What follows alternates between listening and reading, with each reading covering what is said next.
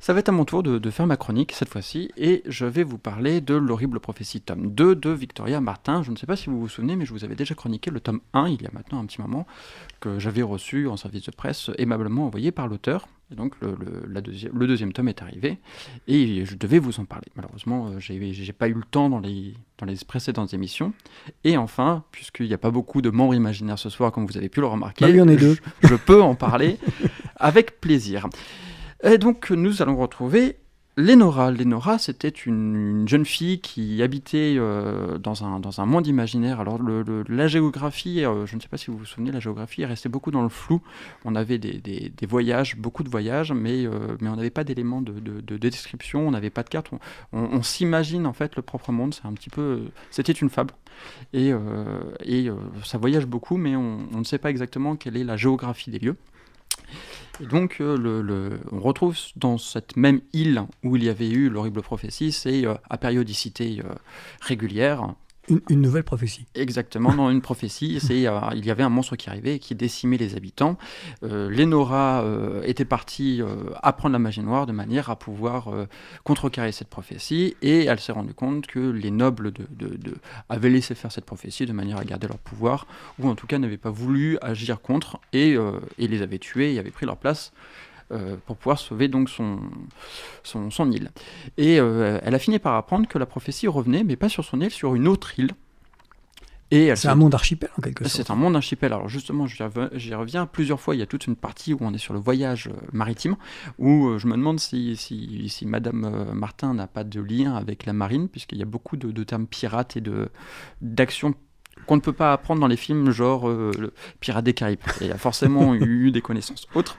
Et ça m'a beaucoup fait penser effectivement à One Piece. Je ne sais pas si tu connais, c'est un manga qui se passe dans un monde archipel et où des pirates passent d'île en île. Et là, ça tombe bien, elle va être sur un pirate, mais tu me fais avancer un peu trop vite dans ma chronique. Et donc, Lénora est appelée télépathiquement par un autre mage qui est aussi prince d'une autre île qui s'appelle l'île de Rhodia, pour lui dire écoute, j'ai un souci, la prophétie revient et c'est chez moi et j'ai besoin de ton aide parce que j'y arrive pas tout seul. Et si tu viens pas, je te déboîte. Donc elle se dit tant qu'à faire, on va peut-être arrêter cette prophétie parce que là ça commence à devenir un petit peu pesant pour notre monde. Elle prend ses clics et ses claques de manière anonyme, part sur son port, embarque sur un bateau pirate, sinon c'est pas drôle, et s'en va. Tu parles de cette prophétie comme si c'était un être vivant. Et pas loin.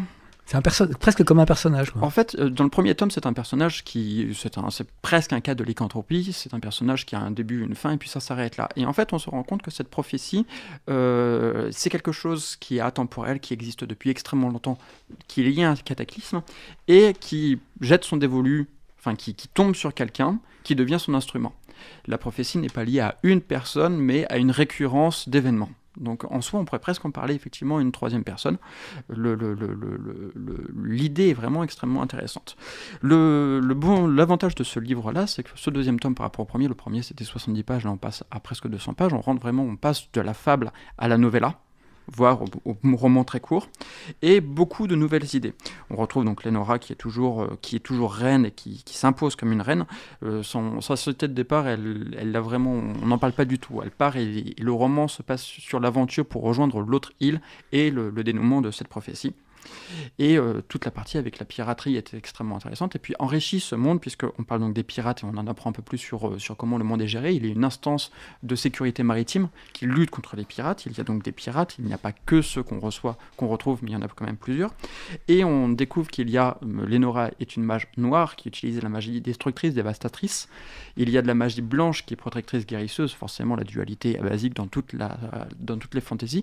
Il y a la magie désastreuse qui est celle pour créer les cataclysmes dont la prophétie fait partie, ce n'est pas la seule, et qui impacte durablement la géographie et les êtres vivants. Et enfin, il y a la magie spécifique, c'est-à-dire des individus qui ne sont pas des mages, mais qui ont la possibilité d'agir spécifiquement sur quelque chose, la lévitation, etc., qu'ils peuvent pousser à l'extrême ou non, ce qui devient extrêmement intéressant. Ça reprend un peu l'idée, je ne sais pas si tu as lu, de l'Enfeuse de Troie, où chaque personne née à sa puberté découvre un pouvoir, faire fondre le métal, etc., etc. C'est des choses qui sont très intéressantes, et on revient sur One Piece, où sur One Piece, les pirates, quand ils mangent un fruit particulier, ont la possibilité d'avoir un pouvoir particulier. Le héros a un corps élastique et peut donc faire tout et n'importe quoi avec ce corps élastique. On a les avantages et les inconvénients. Ce roman est vraiment extrêmement intéressant par, je dirais, l'enrichissement de l'univers. On sent qu'il va y avoir quelque chose avec, et qu'il y a vraiment une pépite sur cet univers. On peut y faire plein de choses, pas forcément. Et donc il y aura un tome suivant. Ça c'est pas à moi de décider, c'est pas à moi de te dire, je te laisserai lire pour voir. Mais il peut y avoir d'autres aventures qui se passent dans ce monde sans forcément être les aventures de la prophétie 3. Exactement, ou même de Lénora. On peut très bien passer à d'autres choses. Les personnages, en fait, on en a plusieurs qui sont des personnages qui vont faire avancer Lénora, soit en la faisant réfléchir, soit en la faisant agir, etc. Mais ce sont des personnages qui n'ont pas vraiment d'importance. Ce sont tous des personnages secondaires qui ne sont là que pour la faire déambuler géographiquement ou psychologiquement. Et faire valoir, quoi. Oui, le terme serait, j'aime pas ce terme, mais c'est la femme dans le frigo, si tu reprends le 5e élément, où tu as Bruce Willis qui ouvre le frigo, qui récupère sa quête et qui s'en va avec, en refermant le frigo. Ils sont tous un peu comme ça, ils sont tous là pour lui donner des avantages et des moyens de continuer sa quête, mais en fait, tout se passe. Ce sont des personnages au service du scénario. C'est exactement ça.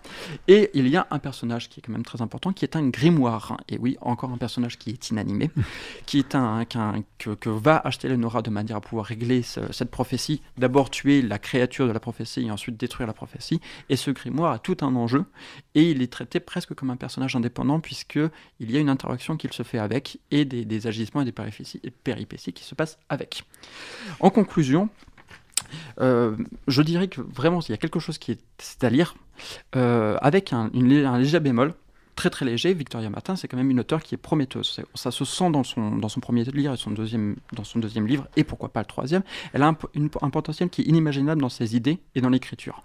Mais l'écriture est exigeante et la syntaxe peut être parfois hésitante, mais c'est totalement propre au premier pas dans la littérature. Je ne sais pas quand toi tu as commencé à écrire, le début de l'écriture, on sent qu'on met en place les idées, parce que c'en est, avec d'excellentes idées, avec beaucoup d'apports. On parlait de la nourriture de manière à pouvoir créer de nouvelles choses avec Alexis Blake. Victoria Martin en est la preuve typique. Elle s'est beaucoup nourrie de toute la fantaisie qu'il y avait à côté, et en fait un monde à part qui mérite vraiment d'être enrichi et d'être perfectionné. Nous allons devoir vous abandonner puisque c'est la fin de l'émission. Et il reste 28 secondes. Tout à fait. Et nous nous retrouvons pour le 9 janvier avec un spécial premier plan, une émission spéciale premier plan qui va bientôt se passer sur Angers. Eh bien, bonsoir à tous. Et tous mes vœux pour la nouvelle année. À l'année prochaine.